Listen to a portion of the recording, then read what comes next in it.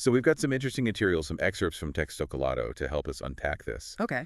And our mission, really, is to understand what this treaty actually means. The key implications for security in Europe and also for that U.S.-Europe relationship.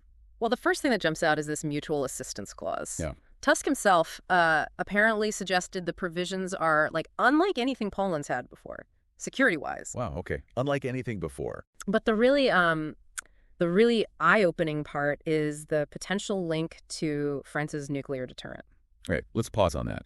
Mutual assistance, fine, but unprecedented, as Tusk apparently put it, and then bringing in the nuclear dimension. Mm-hmm. Could this genuinely mean Poland might sort of come under France's nuclear umbrella? The protection from their nuclear forces. That seems to be the massive potential here. It could fundamentally change things in European security thinking. But how does this fit with, existing alliances? Yeah. NATO, the U.S. Oh, that's key. Tusk was apparently quite careful to say this isn't about ditching the U.S. relationship. He stressed Poland needs both, America and a strong Europe. That balancing act really tells the story, doesn't it? It does. It points pretty clearly to, well, an underlying worry, perhaps, about how reliable U.S. security commitments might be long-term. And you have to remember where Poland sits. Yeah. Right there on NATO's eastern flank. A crucial spot. Absolutely. And they're not just sitting there. They're investing heavily. What is it, over 4% of GDP on defense? 4.12%, yeah. Highest percentage in NATO. That's serious commitment. They're clearly looking to, well, maybe diversify their protection. Diversify seems like the right word.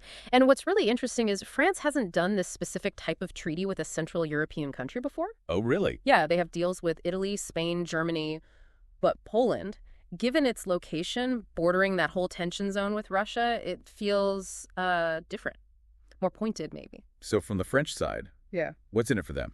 Well, the Elysée likely sees a big opportunity to strengthen military ties in the region, sure, but also to expand French political strategic influence in Central Europe. And it lines up with things Macron has said before, right, about potentially sharing France's nuclear deterrent more widely in Europe. Exactly. This could be, the first real concrete step in making that happen, not just talk anymore. It's more than just symbolic then.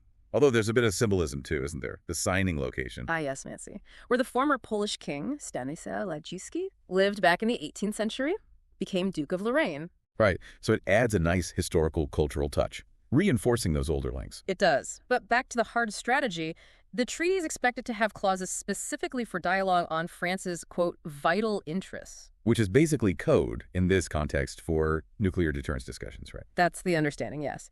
So it's not just vague cooperation, it's setting up a framework for really specific high-level strategic talks about the ultimate guarantee.